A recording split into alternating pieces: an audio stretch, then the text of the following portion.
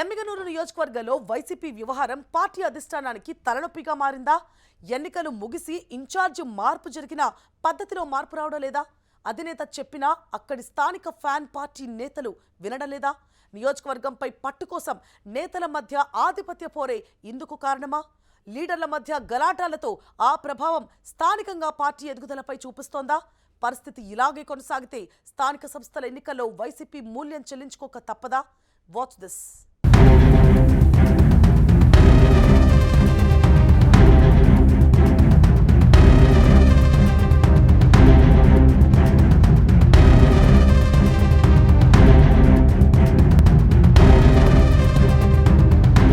కర్నూలు జిల్లా ఎమ్మిగనూరు అసెంబ్లీ నియోజకవర్గం అంటే ఒకప్పుడు అంతా మాజీ ఎమ్మెల్యే చెన్నకేశవరెడ్డి వర్గమే. ఆయన 1993లో టీడీపీని వీడి అప్పటి ముఖ్యమంత్రి కోట్ల విజయభాస్కర్ రెడ్డి సమక్షంలో కాంగ్రెస్లో చేరారు. 1994-99 ఎన్నికల్లో ఆ పార్టీ తరపున ఎమ్మెల్యేగా పోటీ చేసి ఓడిపోయారు. కానీ ఆ తర్వాత నుంచి ఆయన వెనక్కి తిరిగి చూసుకోలేదు. ప్రజామోదంతో 2004-2009 ఎన్నికల్లో కాంగ్రెస్ తరపున, 2012 ఉప ఎన్నికతో పాటు 2019 అసెంబ్లీ ఎన్నికల్లో వైసీపీ నుంచి ఎమ్మెల్యేగా గెలుపొందారు. అయితే వయసు మీద పడటంతో 2019 ఎన్నికల సమయంలో చెన్నకేశవరెడ్డి తన కుమారుడు జగన్మోహన్ రెడ్డికి టికెట్టు ఇవ్వాలని పార్టీని కోరగా అప్పటి పరిస్థితుల దృష్ట్యా చెన్నకేశవరెడ్డినే పోటీ చేయమని అధిష్టానం ఆదేశించింది.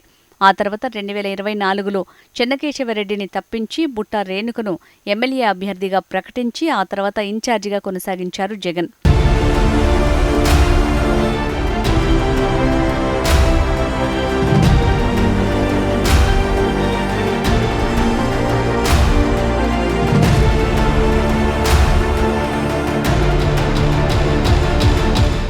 ఎమ్మిగనూరులో 1994 నుంచి 2024 వరకు తిరుగు లేకుండా అప్రతిహతంగా చెన్నకేశవరెడ్డి శకం కొనసాగింది.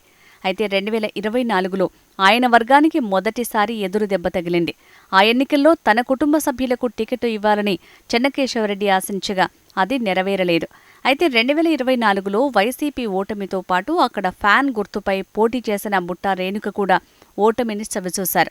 దీంతో ఇన్ఛార్జిగా బుట్టా రేణుకును తప్పించి ఆ బాధ్యతలు తన మనవడు రాజీవ్కు దక్కేలా చక్రం తిప్పారు. అయినా చెన్నకేశవరెడ్డి ఫ్యామిలీకి వర్గపోరు తప్పడం లేదట. అధిష్టానం చెప్పినా పరిస్థితిలో మార్పు రావటం లేదట. బుట్టా క్యాడర్లో ఉన్న కొందరు ఇన్ఛార్జ్ రాజీవ్కి వ్యతిరేకంగా ప్రెస్ మీట్లు పెట్టడం, ఇన్ఛార్జ్ వద్దని బహిరంగ ప్రకటనలు చేయటం, సోషల్ మీడియాలో రాజీవ్ వద్దు బుట్టా రేణుక కావాలంటూ పోస్టులు పెట్టడంతో కార్యకర్తల్లో గందరగోళం నెలకొంది.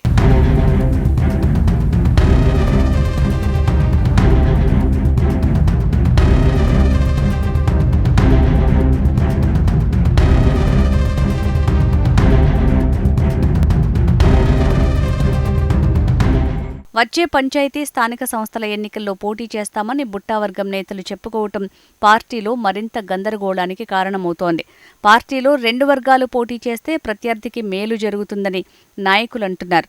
ఎన్నికలలోపు బుట్టా వర్గాన్ని సైలెంట్ చేయకపోతే పరిస్థితి మరింత దిగజారుతుందని రాజీవ్ వర్గం ఆందోళన వ్యక్తం చేస్తున్నారు. బుట్టా రేణుకను ఆ వర్గంలో ఉన్న కొందరు రెచ్చగొట్టి పబ్బం గడుపుకుంటున్నారని రాజీవ్ రెడ్డి వర్గం నేతలు అంటున్నారు.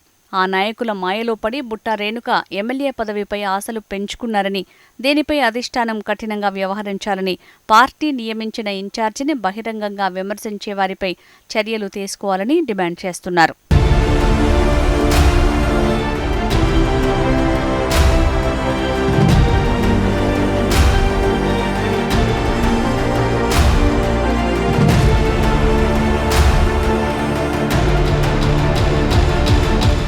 మరోవైపు జగన్ని నమ్ముకుని మరో నేత మురహరిరెడ్డి పార్టీ మారారు. పార్టీ మారిన కొన్ని నెలలకే ఇన్ఛార్జ్ మార్పుతో పార్టీలో సమీకరణలు మారాయి.